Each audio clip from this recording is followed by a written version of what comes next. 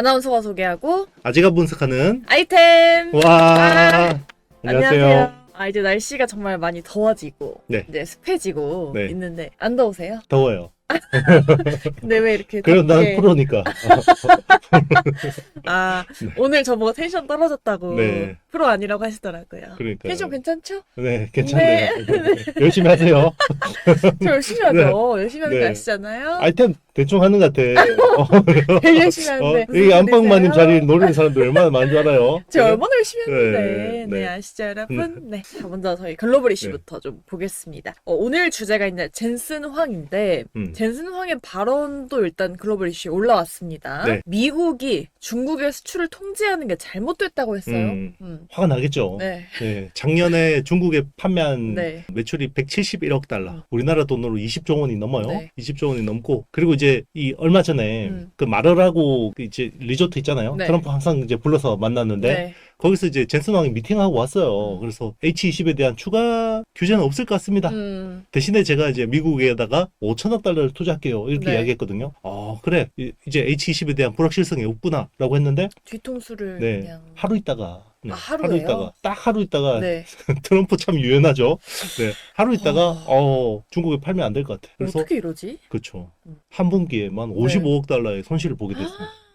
그래서 이제 화가 날 텐데. 정말 밉겠네요. 네, 근데 이제 이거는 뭐 제가 보기에는 젠슨 왕이 뭐 트럼프랑 한번 해보자 이런 건 아닌 것 같고, 제가 보기에는 트럼프 행정부하고 물밑으로 상당 부분 조율하고 있지 않을까. 그래서 조만간 이제 네. 중국향 반도체를 또 개발하고 있잖아요. 그래서 호파워 기반은 아니라고 합니다. 그래서 네. H20 시리즈를 더 다운그레이드 할 것 같지는 않고, 오히려 블랙웰 기반으로 해서 좀 사양을 낮춰서 뭐 하려고 하는 거 아닐까 이런 생각입니다. 네, 뭐 그래서 그런 건지 모르겠는데 엔비디아의 경영 전략에도 변화가 보이기 시작했어요. 네네. 뭐 매출을 다변화한다고 하는데 음. 빅테크 의존도를 이렇게 줄인다. 네. 그거는 이유가 뭔가요? 일단 뭐 빅테크한테 안 팔겠다 이건 아니고요. 일단 빅테크들의 올해 캐펙스, AI 캐펙스 증가율이 45% 정도 네. 됩니다. 근데 내년에도 성장하긴 해요. 근데 내년에는 한 자릿수밖에 성장 못할 것 같아요. 대폭 줄어드네요, 완전.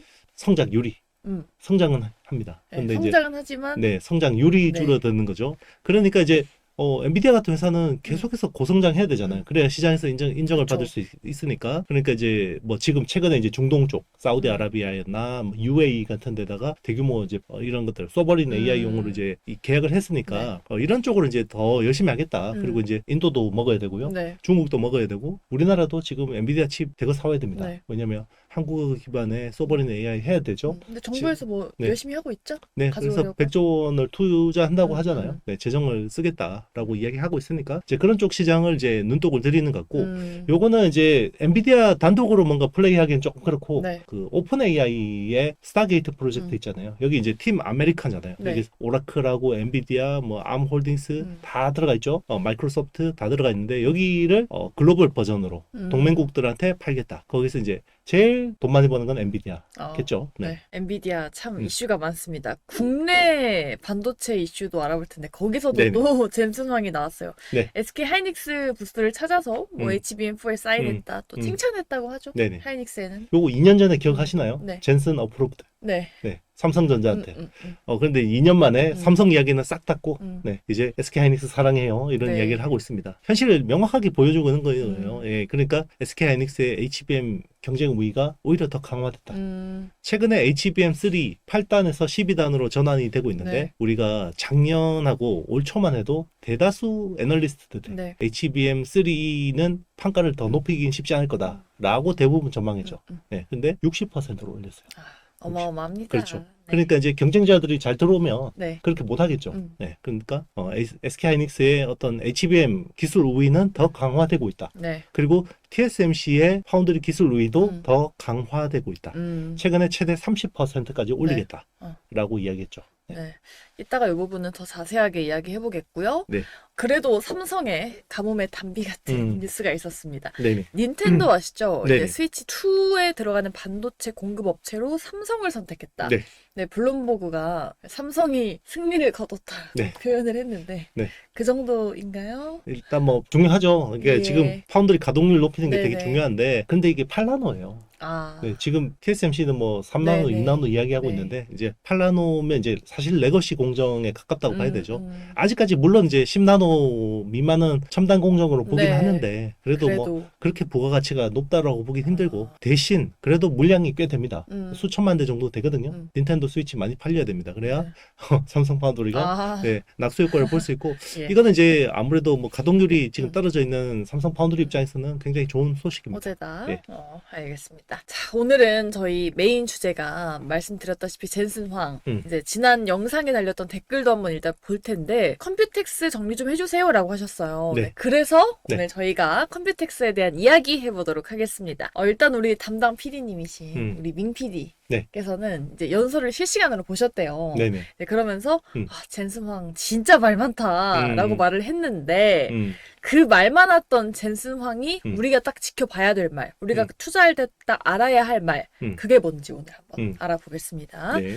엔비디아는 단순한 칩 회사가 아니라 AI 인프라 회사다. 그럼 이제는 칩만 팔지 않겠다. 네. 라는 포부잖아요. 그렇죠. 이미 칩만 팔고 있지 않습니다. 그렇죠? 네, 그래서 엔비디아 AI 가속기를 팔고 그리고 이제 기존에는 GPU만 팔다가 네. 이제 CPU하고 연결해서 그레이스 블랙웰 그렇죠? 네. 200, 그레이스 블랙웰 300 네. 같은 이제 컴퓨터 보드 자체로 서버로 팔기도 하고요. 그리고 이제 여기에 소프트웨어를 제공하죠. 예, 쿠다라는 소프트웨어를 제공하고 그리고 이제 뭐 자율주행이나 로봇 같은 경우는 이제 시뮬레이션을 해야 되잖아요. 네. 그러면 이제 여기서 이제 디지털 트윈이라는 그 기술 통해서 옴니버스라는 플랫폼을 제공해서 여기서 또 많은 데이터를 축적할 수 있게 이제 해주고 그리고 이제 로봇 개발할 때 이제 그루치라는 이제 네. 이런 이제 플랫폼도 쓸 수 있게 해주고 그리고 이제 네트워크까지 제공해 주는 거죠. 그래서 이제 단순히 이제 서버 칩 서버뿐만 아니라 이걸 병렬로 연결해서 매끈하게 쓸 수 있게 이제 MV 링크 그리고 이제 MV 스위치 뭐 이런 것들을 이제 제공하는 이제 토탈 솔루션. 그러니까 실제로 이제 AI 인프라를 구축하고 싶어하는 국가들이 그냥 턴키로 우리가 해줄게. 네. 뭐 이렇게 그냥 데이터 센터 지어줄게. 그게 이제 AI 팩토리라는 개념인데요. 그걸 다 하는 회사다라고 생각하면 될 것 같습니다. 크리스마스에는 누구나 AI 컴퓨터를 하나씩 가질 수 있을 거다라고 했습니다. 근데 네. 이 프로젝트에는 말씀하신 이 블랙웰 GPU 10,000개를 탑재한 고성능이다고 했는데 그러면은 AI 시대에서 어쨌든 GPU의 중요성을 좀 일깨운 건지 여기 관련해서 투자 포인트는 우리가 어떻게 잡아야 돼요? 그러니까 이제 기존에는 서버 클라우드용 컴퓨터만 했잖아요. 네. 근데 이제 이게 온 디바이스로 내려오는데 당장 B2C용으로 이거 슈퍼컴퓨터 개인용인데 사시겠어요? 네. 그러면 얼마예요? 600만 원이요? 얼마예요? 어머. 1000만 원? 좀 부담스럽잖아요. 너무 부담스러워요. 그렇죠. 네. 그러니까 이제 사실 B2C용이라고 하지만 기업용 워크스테이션일 가능성이 높아요. 그래서 이번에 개인용이라고 하지만 네네 뭐 그래서 이제 GTC 2025에서 네. 이제 스파크라는 모델 공개했잖아요. 그래서 GB10이라는 다운그레이드한 일단 이제 버전의 칩에다가 이제 이 슈퍼컴퓨터 개인용으로 이제 꾸린 건데 이번에는 요거보다 조금 더 개선된 버전을 공개를 했어요. 그게 이제 뭐 그 워크스테이션용으로 이제 한 건데 이런 식으로 계속해서 이제 라인업을 늘리는 거죠. 그래서 B2B 쪽에서는 이제 기존에는 빅테크 기업 중심으로 하다가 이제는 국가 대상의 소버린 AI 쪽으로 확장을 하고 있고 그리고 이제 종횡으로 펼치고 있는데 이제는 B2B 쪽에서 넘어서 이제 B2C 쪽. 기존에 B2C는 RTX라는 이제 GPU 메모리 카드 그래픽 카드만 했었는데 네. 이제는 이런 슈퍼컴퓨터 개인용 이런 까지 제공하겠다라는 거죠. 그렇군요. 아까 말씀하신 이제 그레이스 블랙웰 예, 최근에 생산에 돌입했다는 소식도 있었어요. 네네. 참 대표님이 저를 갑자기 네. 그때 그레이스로 불렀을 네. 때 우리가 네. 이게 어디서 나온 이름이냐 네. 했는데 이제 여기였잖아요. 맞습니다. 그레이스 블랙웰. 왜냐면 그레이스를 제일 네. 많이 이야기하더라고요. 그죠? 그러니까 원래 이름이 영어 이름 뭐였죠? 레슬리? 레슬리. 예. 여러분 레슬리가 낫나요? 그레이스가 낫나요? 네. 그레이스가 네. 찰떡인 것 네, 같긴 찰떡이죠. 합니다만. 네, 엄마 영어 이름이 그레이스라고. 맞아요. 네. 기억력이 네, 좋으시네요. 그래서 물려주시기로 하셨다고. 네. 그 어디서 나오니? 자, 어쨌든 이제 그레이스 블랙웰, 네. GB200에서 GB300으로 전환이 되는 상황이고, 그리고 이제 하반기는 사실 그레이스 블랙웰 300이 네. 제일 중요한 아이템인데, 제가 이제 그 아이템을 통해서 계속 말씀드린 바가 있지만, 네. H20을 못 팔게 되니까 어떻게 돼요? 다른 쪽에서 메이크업을 해야 되잖아요. 맞아요. 그게 결국 그레이스 블랙웰 300을 더 많이 만들어야 되는 거고, 네. 이를 위해서 그레이스 블랙웰의 음. 당초 스펙을 다운그레이드 했어요. 그래서 원래는 그 컴퓨터 보드 구조가 그 비앙카라는 구조를 썼죠. 네. 그 CPU 한 개에다가 GPU 두 개. 그게 이제 그레이스 블랙웰 200의 CPU 그 컴퓨터 보드 구조였는데 원래는 블랙웰 울트라 이제 GB300부터는 코델리아 구조를 쓰기로 했어요. 그래서 CPU 2개에다가 GPU 4개를 병렬 연결해서 훨씬 더 복잡하겠죠. 네네. 네. 한 개, 2개 연결하는 것보다 2개, 4개가 더 복잡할 거 아니에요. 근데 이제 그거를 다운그레이드 했어요. 그래서 기존에 비앙카 구조를 쓰기로 했고 네. 그리고 이제 그레이스 주변에 항상 남자들이 많잖아요. 그렇죠. 그런가요? 그렇죠. 네. 그레이스 주변에는 원래 LPDDR이라는 이제 메모리들이 서포트를 하게 돼 있어요. 근데 원래 여기에다가 소캠이라고 하는 커스텀 메모리를 쓰려고 했어요. 네네. 이제 LPDDR을 수직으로 적층해서 연결한 밴드위스를 높인 메모리를 쓰려고 했는데 네. 그것도 이제 루빈으로 미뤘어요. 왜냐면 요거 또 하다가 혹시나 네. 또 문제 생기면 또 생산 못 맞추니까. 네네. 그래서 어쨌든 그레이스 블랙웰은 많이 팔릴 거다 하반기에. 그러면 HBM의 수요도 좋아질 거다 이렇게 보고 있습니다. 뭐 추론 성능 향상과 더불어 순행식이다. 네. 이게 뭐 뭔가 많이 달라지는 건가요? 기존에는 우리 여기 그 에어컨 틀면 되게 네. 싫어하잖아요. 네. 우리 그레이스가 되게 추워요. 싫어합니다. 네. 열이 나죠 스튜디오는. 네네. 그래서 똑같습니다. 이게 데이터 센터를 가도 컴퓨터 겁나게 돌아가잖아요. 예, 그러면 이제 더워요. 그러면 반도체 성능이 떨어져요. 반도체 성능은 20도 내외일 때가 제일 잘 돌아갑니다. 네. 그래서 항상 스튜디오도 보면 약간 20도 내외면 춥잖아요. 네. 근데 이제 그 카메라에 있는 반도체들이 제일 잘 돌아간단 말이에요. 그래서 약간 서늘하게 해놓거든요. 이것 때문에 전기를 엄청 써요. 네. 데이터 센터에서.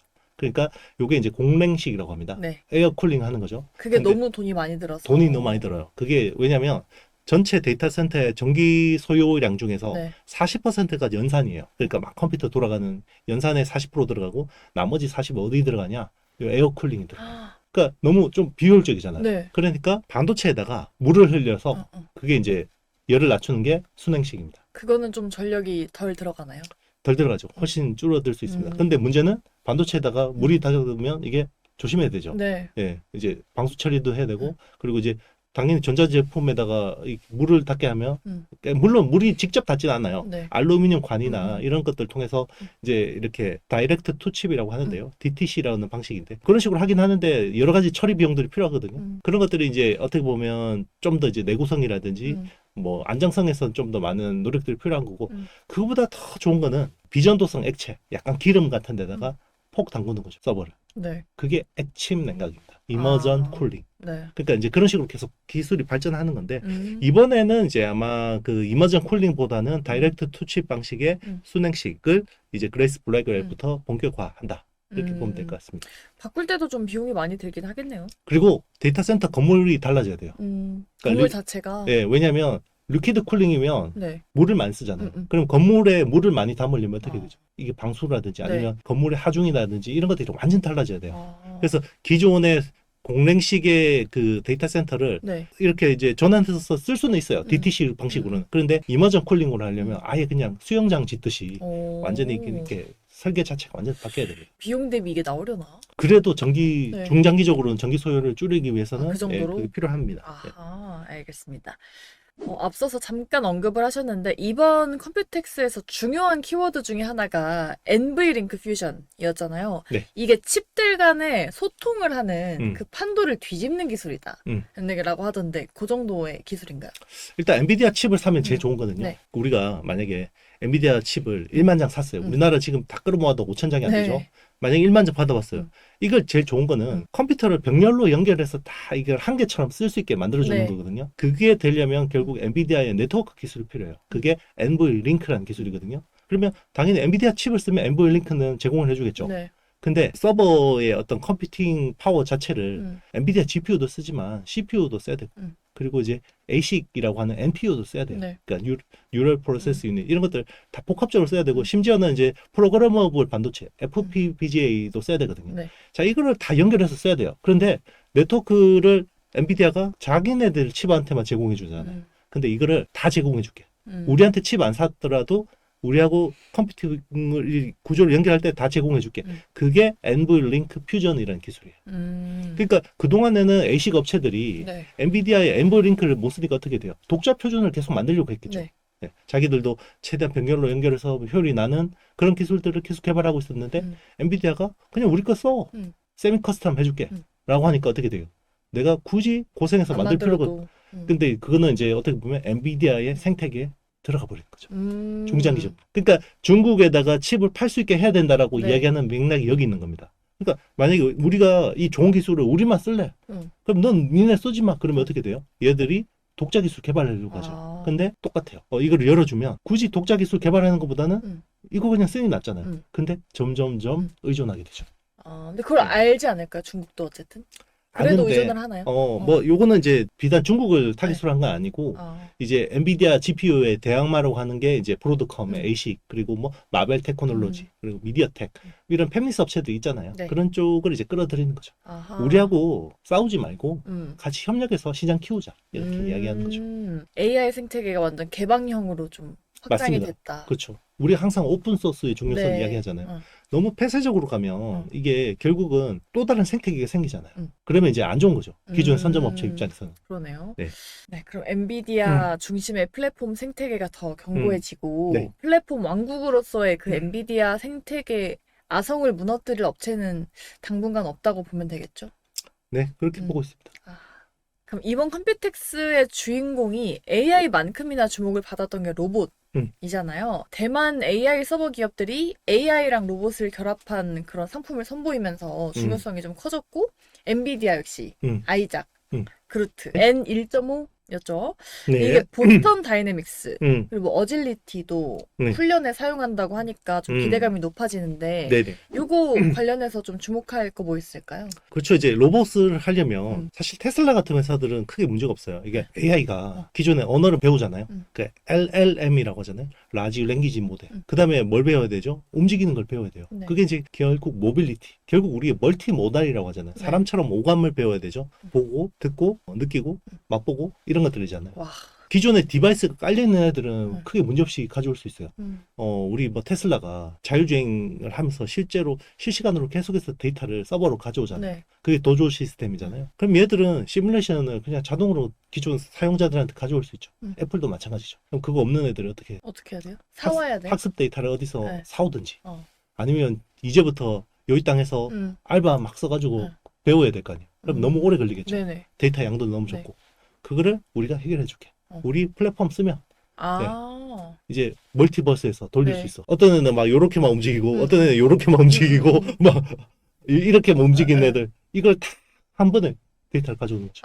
이게 합성 데이터라는 컨셉이죠. 이것도 생태계에 완전 들어가는 거네요. 맞습니다. 엔비디아가 이제 그쪽으로 하고 있는 거고.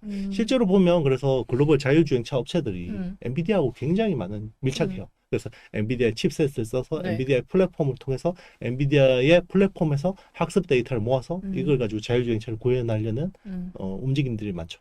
그게 로봇에서 똑같이 적용이 돼요. 테슬라의 FSD라는 기술이 네. 원래는 자율주행차에 쓰는 기술이잖아요. 그게 휴머노이드 로봇 옵티머스에도 그대로 적용이 됩니다. 그러니까 인지, 보고, 듣고, 느끼고 인지 네. 하잖아요. 센싱 하잖아요. 그리고 판단하잖아요. 판단은 AI가 하죠. 네. 그럼 제어를 하죠. 인지, 판단, 제어라는 메커니즘이 비슷합니다. 그러면 이제는 그 AI나 반도체랑 이제 로봇이랑 따로 볼 게 아니라 네. 뭔가 다 같이 잘하고 그런 시너지 효과를 낼 수 있는 기업을 봐야 되는 거잖아요. 그렇죠. 그런 걸 잘하는 기업이 엔비디아. 또 없나요? 제가 이 말씀드리는 거는 CP&D라는 네 가지 네. 요소가 중요하다고 했잖아요. 콘텐츠, 플랫폼, 네. 네트워크, 디바이스. 여기서 제일 중요한 역할을 하는 거는 모바일 시대, PC 시대에서는 당연히 그 구글이었고요. 구글이 이제 그런 쪽에 당연히 뭐 마이크로소프트 뭐 이런 플랫폼 회사들이 잘했고 모바일 시대에서는 애플 그리고 이제 구글의 안드로이드 뭐 이런 쪽이었고 지금 AI 시대에서는 자 이쪽을 누가 먹으려고 하냐 오픈 AI 그리고 엔비디아 네. 이런 회사들이 하려고 하고 있고 네. 이제 테슬라도 당연히 이쪽을 하고 싶어 하는데 네. 그동안에는 테슬라는 디바이스 쪽은 좋았죠. 네. 그리고 네트워크는 스타링크라는 네트워크를 가지고 있었고 그죠? 네. 그 콘텐츠는 나름 자기네들 그 자율주행에서 쓸 수 있는 어플리케이션이 되게 많기는 했는데 그리고 이제 제일 부족했던 게 AI였잖아요. 테슬라가. 근데 일론이 막 돈을 때려박아가지고 XAI를 했고 네. XAI 그죠?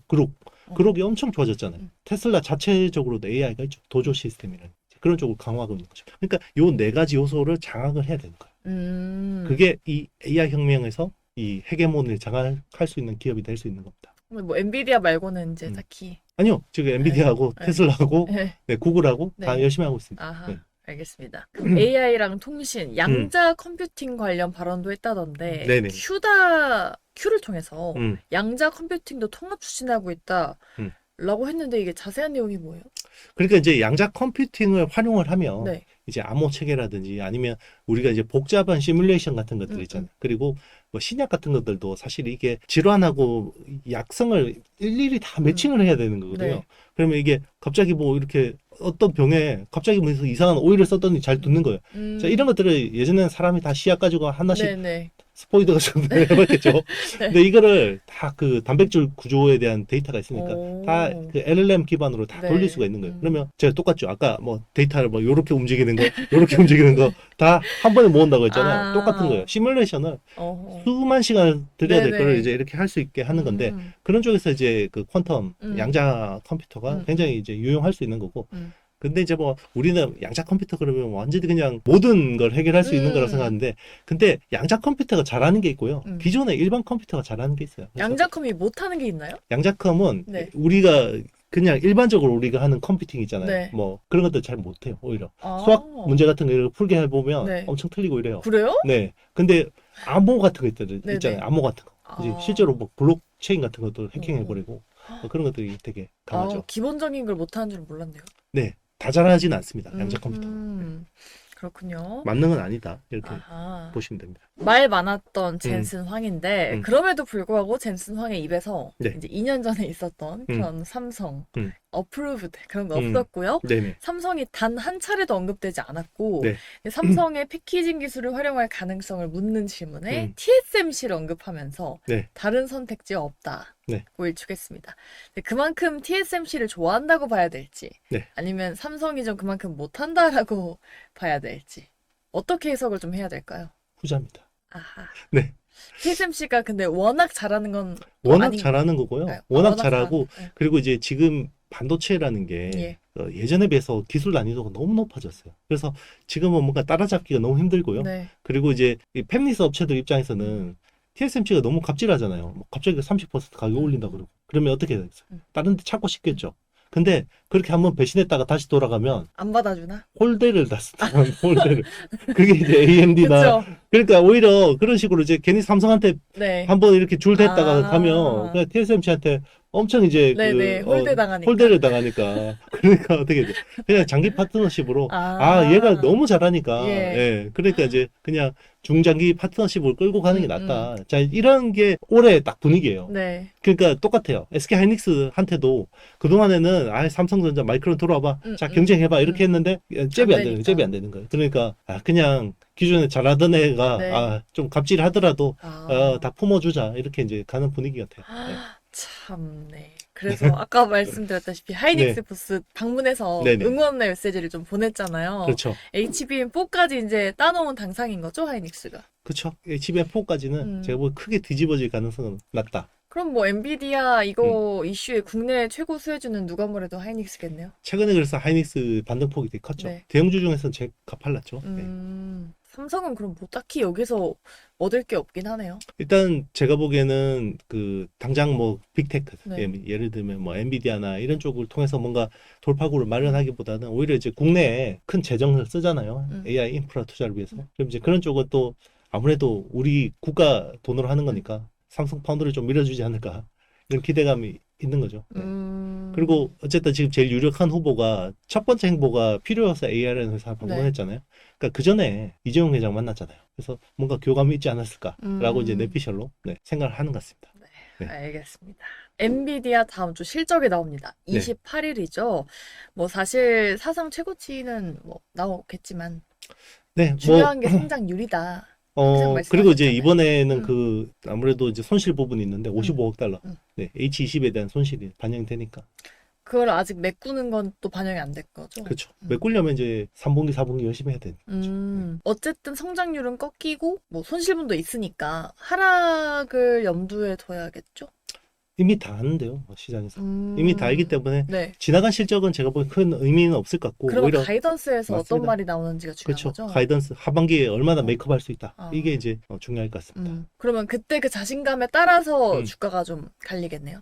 그렇죠. 그럼 네. 딱히 지켜봐야 될 만한 그런 포인트? 키워드 이런 게 있을까요? 일단 이제 뭐 그레이스 블랙웰에 대한 명확한 목표, 가이던스. 명확한 목표. 그리고 이제 혹시나 뭐 신규로 추진하는 새로운 커스터머에 대한 이슈들. 뭐 그런 것들이 중요하겠죠. 컴퓨텍스 2025 참 뭐가 많았어요. 그러면 대표님께서 한마디로 정리를 해보자라고 한다면 음. 뭐라고 정리할 수 있을까요? 일단 관심도는 네. 작년보다는 떨어졌다. 어. 그게 이제 지금 AI 인프라에 네. 대한 시장의 명확한 접근인 것 같습니다. 왜냐하면 이제 그게 사이클이 네. 혁명이라는 사이클이 네. 초창기에는 인프라 쪽에 집중이 되잖아요. 아. 근데 그게 벌써 2년 6개월 네네. 지속됐으니까 이제는 애플리케이션 쪽으로 관심이 갈 것 같아요. 그래서 AI 소프트웨어 쪽이나 이런 쪽이 또 오히려 더 요즘에는 팔란티어가 많은지 더 궁금해할 것 같아요. 오, 그렇군요. 네. 그러면은 국내 반도체 수혜 있을까요? 국내는 SK 하이닉스 하이닉스? 그리고 이제 네. TC본드는 지금 네. 한미반도체랑 하나 세미텍이 너무 싸우니까 여기는 조금 이제 건드리기가 좀 그렇고 아하. 오히려 여기 들어가는 부품, 네. 펄스 히터라는 부품하는 미코 같은 미코. 회사도 관심 가질 만합니다. 어. 최근에 미코 많이 올랐어요. 네. 저희 댓글 읽기 한번 해볼까요? 네. 네, 우리 김재필님께서 매번 영상 잘 보고 있고 책도 네. 잘 보고 있습니다 하셨어요. 삼성과 테슬라 패키지 딜은 애초에 4말 5초쯤으로 예상을 하셨던 것 같은데 딜레이 되는 이유가 있을까요? 아니면 뭐 부정적인 얘기가 나온다든지. 일단 뭐 딜은 계속 진행되는 것 같은데 일단 얼마 전에 중동 쪽에서 워낙 큰 이슈가 있었잖아요. 네. 그래서 이제 일론이 이제 그쪽이 더 중요하니까 아, 가버린 네, 거예요? 그쪽 이제 이벤트 쪽으로 좀 아. 많이 간 것 같고 그리고 아마 삼성 쪽도 요거를 좀 약간 이제 대선 이후로 좀 이벤트로 좀 뭔가 이슈화하지 않을까. 오, 네. 왜일까요? 너무 지금 대선 이벤트가 커서? 그렇죠. 음. 대선 이후에 음, 새 정부 들어오면 음. 저희가 테슬라하고 이렇게 해서 크게 투자하겠습니다. 그러면 좋아하겠죠. 좀 팍팍 밀어주고 이렇게 하겠네. 네, 그렇죠. 어. 좋아하잖아요. 아. 네. 아유, 네, 컴퓨텍스 네. 조금은 관심이 떨어졌다라고 하셨지만 그래도 네. 좀 재밌는 이야기 많이 들어봤어요. 여러분들도 좀 투자하실 때 많은 도움 되셨길 바랍니다. 댓글도 많이 남겨주시면 저희가 다음 영상에 반영해서 여러분들의 궁금증 시원하게 해결해 드리도록 하겠습니다. 네, 저희 아이템과 다음 주에도 함께하고 싶으신 분들은 좋아요, 구독, 알림 설정, 댓글 부탁드립니다. 여러분, 안녕! 안녕.